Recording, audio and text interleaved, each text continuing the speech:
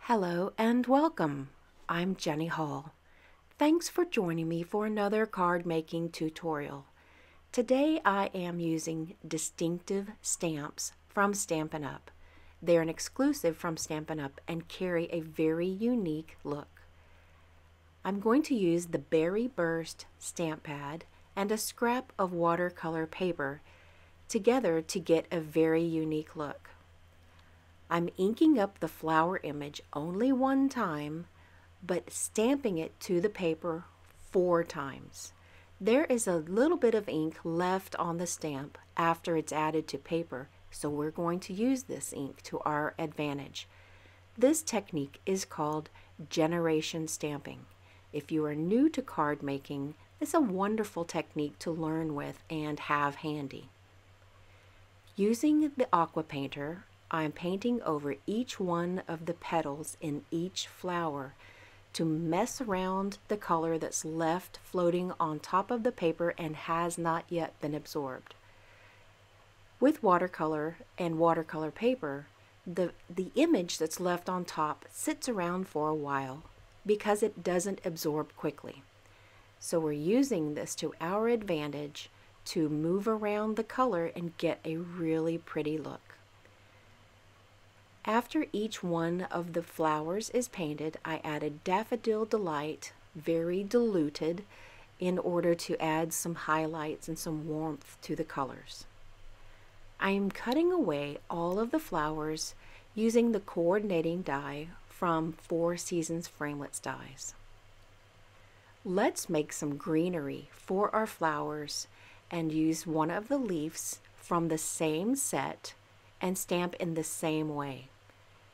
I have Lemon Lime Twist on the left, and I'm just muddling up the colors there, and Shaded Spruce on the right. By adding the stamp 2 times to the paper, but only stamping it once, it makes a much lighter shade, and it's a really good way to stretch out your ink colors. I also added highlights of the opposite green to each individual leaf sprig. An example that would be I added a little bit of Shaded Spruce to the Lemon Lime Twist stamped sprigs. I'm cutting away all of the leaves with the coordinating dies. I'm going to add the images directly to the card base, which is an A2 size that translates to 4 1/4 by 5 1/2. I'm using thick Whisper White cardstock. With the same generation stamping technique, I've inked up the fern image with gray granite and just stamped it many times. This is going to give a little bit more depth to the images that are on the front of the card.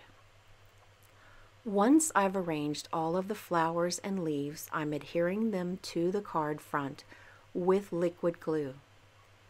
Liquid glue allows me to send something down directly to the card front without any added dimension. I have 2 of the flowers that are added Stampin' Dimensionals, and that will help raise them up and give a little bit more depth. One of the flowers and leaves are hanging off of the left image, the left-hand edge of the card front. So I've trimmed those away. When something that is an image appears to be partially off, it brings a little more interest to a project. That's something to do with the technical vision part, and it really does add a nice look.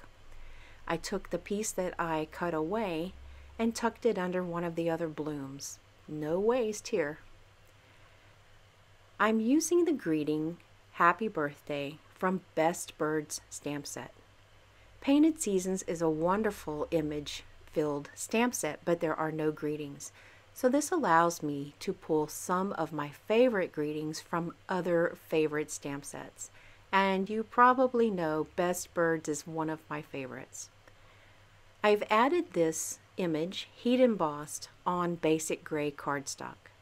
The basic gray will complement the gray stamped ferns in the background, and it will bring a little bit of attention without taking all of the attention away from the florals.